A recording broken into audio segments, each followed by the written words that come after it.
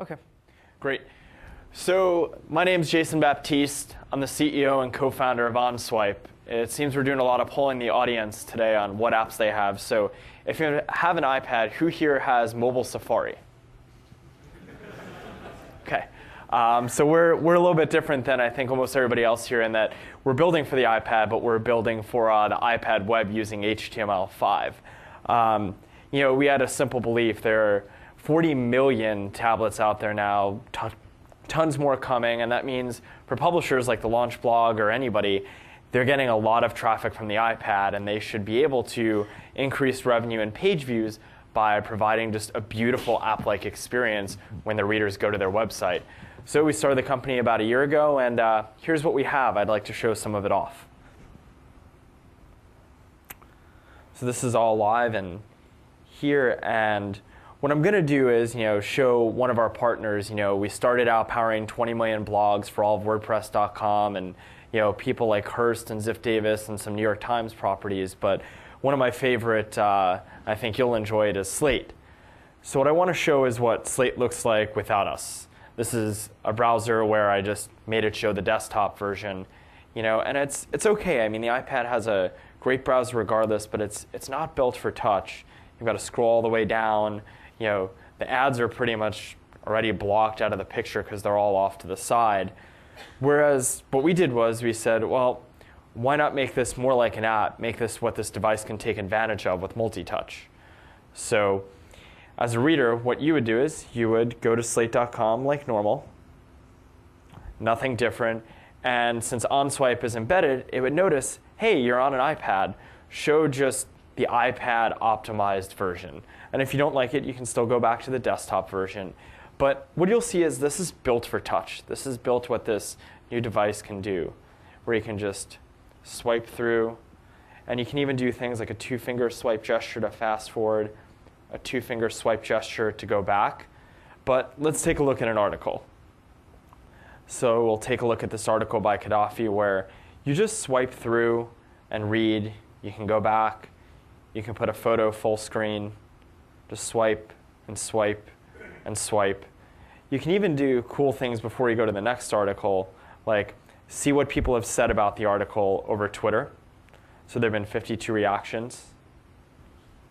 You can share it, which is pretty basic. Or you can discover new articles from Slate about topics like foreign policy. That's where you see Russian ATMs built to detect lies. But once you're done with the article, you just swipe ahead. And as you'll notice, all the articles have been preloaded. Even the ads have been preloaded. And our belief, as you'll see with our lessons learned, is the iPad's about better advertising. It's about letting a publisher provide ads that readers actually want to see and engage with. So Sprint launched with Slate, and they've just re-upped for another campaign because they're seeing engagement like any other advertiser across our platform of 50 to 100 times better. And publishers on the content side have increased page views almost double just by using this touch and swipe experience. So you can share the actual ad itself because it lives with a URL. It lives on the web. I can email it out here with a pre-populated message. I can view a video. But if I don't want to see the ad, I just continue swiping. It's part of the content. Now you see the article. And I can even use the 3-finger gesture to go back. I can browse to other categories. And those categories don't have to be articles when you're using the OnSwipe platform. They can be things like tweets or Instagram photos or YouTube videos. So this is what we did with Slate, and they just used the platform. What I really want to emphasize is that anybody can use this and get started in under 3 minutes. So I noticed a couple of cool people were in the audience. I saw Robert Scoble and Chris Anderson from TED. So I sent a message back to my co-founder. I said, hey, could you make TED's content look awesome on the iPad web browser? So we said, let's take in their YouTube feed and their Flickr feed. So you just browse through. It's loading some of the images here. You can open up. The YouTube video will be right there. You can swipe in between. And as you'll see here, it's still loading the YouTube video. But let's say I want to go back and browse through some photos from the TED Flickr feed. I just hit Photos. And I can just browse through. And with this layout, which is different than many of the others, it actually gives you full page photos where you can just swipe and swipe. That's TED, but let's see what Skobles looks like, which is more than just video content or photo content. It's actual blog content where you can play the video inside of the actual post by just tapping video. You can switch categories and go over to Instagram. So you can bring in things like Instagram and YouTube and Flickr and blog articles. And this all lives on the web. Everything you're seeing is all web-based. So in closing, I learned one lesson over the past few months, and that's that advertising on this device is different.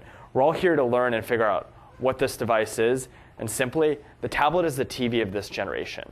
It's how people are connected to each other, how they consume content, what they wake up with and go to bed with. And we think because of this, the advertising you get on these devices is going to be a lot like beautiful brand advertising from the magazine and television world. Thank you very much.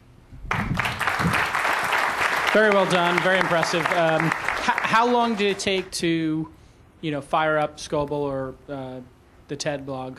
The TED blog was literally, I went on Kik. I said, Andres, can you make the TED demo since I'm sitting here? About 3 minutes later, he messaged me back, hey, go check it out. Right. And all the WordPress blogs, yes, you did that? Yeah. So there's about 20 million WordPress sites, 12% of the internet. To put that in perspective, between the partners that I showed you in WordPress, we probably power more tablet traffic than some of the big 5 guys. And your concept is those ads will make what type of CPMs as interactive ads? Yeah, so at the baseline, the bare minimum is $50. Some are doing sponsorship levels where you just see absurd $300, $400 CPMs because it's at a very high end. And is that sustainable? Is there a justification for that beyond it's the hot new technology? Is it that they perform that much better? So I think it's definitely going to level out to about a $50 level, always be at the highest rate card. We brought on the guy who built Gawker's business from the scratch because we think people interact with these. It's different than just being to the side of content. It's content itself. Awesome. Very well done, Jason. Great. Thank you.